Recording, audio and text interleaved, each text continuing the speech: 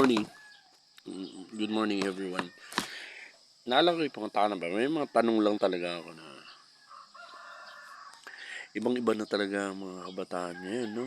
Yung bang iba-iba yung ginagawa nila. Tapos pagsabihan mo hindi naman nakikinig. Naiisip ko kumusta kaya yung mga magulang nila. Sana wish ko lang yung mga kabataan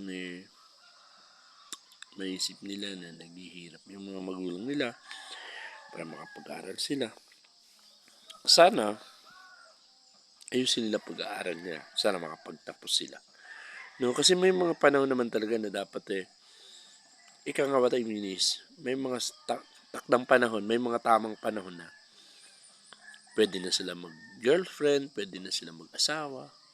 Sana wag lang madaliin. Di ba guys? Thank you. God bless everyone.